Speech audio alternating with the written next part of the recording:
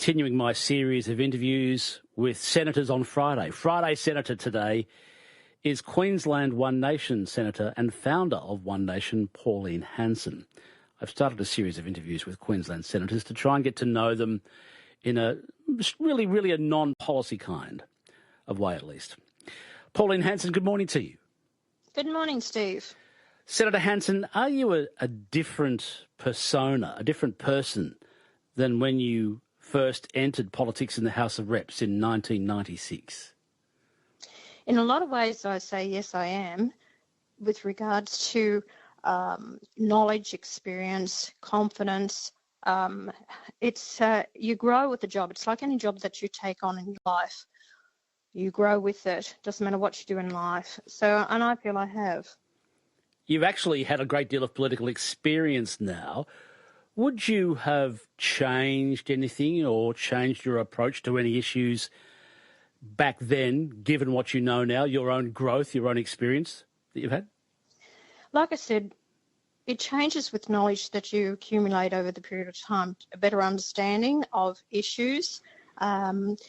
When I came into politics, it's basically how I connected with the people through my shop, my life's experience and different things. So yeah. I think now that you learn with politics, you listen to other people on the floor of Parliament, ideas that are thrown around, and with a lot of things where I've probably thought, no, this is the path I'm going to head down. That's the way I think. But when you talk to other people, whether it be the general public, whether it be farmers, whether it be business people, different things, it's talking to those people that actually can influence your opinion. Do you have a romantic view of your days running the fish and chip shop in Silkstone in Ipswich? Do you miss it? I have a lot of memories, Steve, and I have a lot of memories working in that shop, up to 10, 12 hours a day and trying to rear, a couple of children, 3 children as a single mother, yep. And trying to deal with everything. So they were hard days for me, and building the shop up from nothing and just working it by myself to employing 6 people on a Friday night alone, let alone the rest of the time. So that was basically character building. I could have gone on to welfare. I didn't, with 3 children still at home at that time.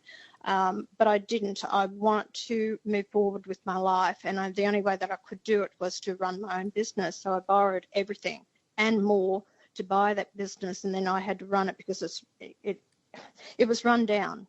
So I had to build it up with my experiences learning in my own parents' shop. My father didn't want me to buy it. He said, "You can't do it, not as a single parent." And I went ahead and did it. And I had it for 10 years, Steve. So it was a great success, very, very successful business in Ipswich. Did your father ever give you credit for that? Yes, he did. Eventually, he thought that Dad was from the old school in a lot of ways. He thought he was a father himself of 7 children. And he worked in the shop 106 hours a week for 25 years. Mm. So that's where I saw the work ethic. So Dad thought, a woman's place, although Mum worked beside him and everything like that. I wouldn't say he was a male chauvinist, but he was sort of the male of the family to provide for his family. And he just thought that it was too much for me to undertake with children. The youngest one at the time was only about 2.5. Okay. So that's why he was worried about being a woman by myself without that support and help. But he was a father who was concerned for his. He was a father who was concerned for his daughter's welfare, basically, by the sound. Correct. That's right. And but he was very proud of me that I succeeded and what I achieved with running the business. The same as politics. And he said to me, "Why do you want to get into politics?" He said, "It's a dirty game. You will never change anything." Isn't he right? Or was he right? No, he was actually wrong. Because I said, "Dad, with you and your attitude, that's why nothing will ever change. I don't know if I'll ever change anything, but I won't know until I have a go." And that's my exact words to him. Okay. And before his death, he said to me, "You can," and I wasn't in politics then. He said, "You can't give up." He said, "You've got to keep going." I'm going to ask you a series of questions that I've asked all of my senators so far, and they're very personal. They're more personal than political. So when you cook at home, what do you cook? And do you still cook fish and chips? On the odd occasion, yes, I do, but I love to go to a local fish and chip shop, which I did last week up at Yeppoon, and I made sure I went and had my fish and chips. I'll cook a variety of food at home. I love Italian. I cook a lot of bolognese or lasagnas. I also cook Chinese, which I love, green Thai curry. I cook a pork chow mein. And I cook a lot of, I love a roast, and I cook a lot of corned beef, with white onion sauce. So I cook a lot. I bake all my own cakes. I don't buy any cakes, and I cook my own biscuits and all my pastries. I make my own pastries right from scratch. Do you have a family meal when all the family comes, all the children come around and they want? Yes. Is it definitely. one day a week, or is it whenever they turn up? They love Mum's cooking. No, my children are around the place, but no, I'll have my son and his partner and my grandson up for dinner. I'll say, come on up for dinner. So my grandson reckons I'm the best cook. I make the best spaghetti bolognese, and he's always raving about my cooking. I even grow my own fruit. So I grow my own mulberries. I make my own mulberry jam. Then I make my own mulberry ice cream. I make all my own ice cream. And so anyway, I've always been a cook. Always, even when I had the 4 kids, we never had takeaway. I always cooked. My guest is Pauline Hanson, One Nation Senator for Queensland. What book or books are you currently reading, Pauline Hanson? The one I'm reading at the moment is on Con Golden, and it's The Emperor, and it's about Julius Caesar. So it's a series of 5 books, and it talks about the life of Julius Caesar right from the very beginning, and very, very interesting. Learned a lot with that. And the one I read just before, but the same author, is about Genghis Khan and his journey, and it's a series again of 5 books. So these are all pretty authoritarian leaders. What attracts you to their story? I love history.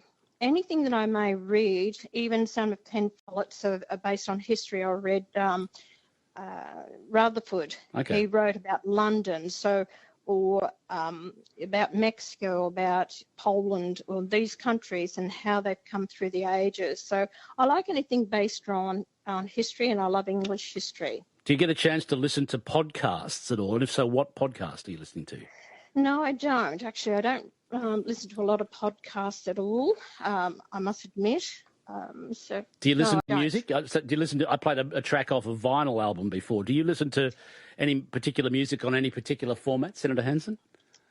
I do. I like Patrizio. I listen to him quite a bit, but on talk about vinyl, I've still got my old vinyl records that I had from the 70s, late 70s and 80s, and that's the only thing that kept me sane as a single parent. Once I got the kids in bed at night, I put on my vinyl records and I just play my music. What were you listening to? What sort of music were you listening to? Well, I still got the records now. Some of them are Gene Pitney's. I've got Johnny Mathis, got Barbara Streisand, Manhattan Transfer. So these are things, Perry Como. I've still got all that. Perry Como. And they kept you sane when you were a single mother? Yeah, in this little flat that I had with myself and the 2 kids with me at that time. I was, about 22, 25? Yeah, 22, something like that. So I just love my music. My guest is Senator Pauline Hanson. Senator Hanson is a One Nation Senator for Queensland. Do you have a hidden skill or talent that we don't know about, Senator Hanson? Well, I think people have only recently learnt about my knitting. So I've been knitting since I was 13. So I've knit quite a lot of jumpers. I'm going to put out my winter collection actually in the next week or the week after. So I've got about 6-7 jumpers there that I've knitted in this last year. And, so they've people are very happy with my knitting. So I'm basically, you'd say, a professional knitter. Okay. You know, you remind me of that Chumbawamba song, I get knocked down, but I get up again. You've been to, you started in 96. It was a pretty tense and wild time in the House of Representatives. You got jailed, then found to have been wrongly jailed, released. You entered the Senate in 2016 again. What made you so resilient prior to politics? Resilient. I think because I first got in politics by accident, and it was only because the mayor was thrown out in Ipswich, and I knew a person at the time and knew the mayor, and I got involved, and I stood for council, and I saw what was happening. There was corruption that was happening. There was not accountability. People were just doing what they wanted to do, and I think that I achieved a lot when I was on council to help those with their getting footpath or lighting. That was basically what a council did at that time, and I made a few changes with my challenging the mayor and the other councillors on very little things, but I got changes made. Okay. And I think that gave me satisfaction. Okay. All right. My guest is Senator Hanson. In your 1996 speech, when you entered the House of Reps, your first foray into politics, you called for the abolishing of the policy of multiculturalism. And this Thursday in the Senate, you called for a national vote to determine what Australians believe is the appropriate level for immigration. Why is that still important to you, Senator Hanson? Well, isn't it funny? I spoke about multiculturalism because I believe that we are all Australians. We never forget where our roots came from. People that have come to this country have made the country what it is. So I'm not anti-immigration. 3 of my grandparents migrated to Australia. But what I will say is that people come to this country, embrace it, become Australian, be proud to be Australian, and that's all we ask of people that come here. But isn't it funny that over the years now we've had other countries, whether it be France, Germany, other countries that I've heard are protesting multiculturalism hasn't worked because you're forming these little clusters of different people that don't see themselves as Australians, don't learn to speak English, don't assimilate, communicate, and that's the problem. And then they're treated totally different in some of our law courts based on their cultural background, which is wrong. That's why my argument's about that. Why I've called in my speech this week for the people to have a say, a plebiscite on immigration levels, because the government and the opposition have not listened to the Australian people. They're struggling out there. They're way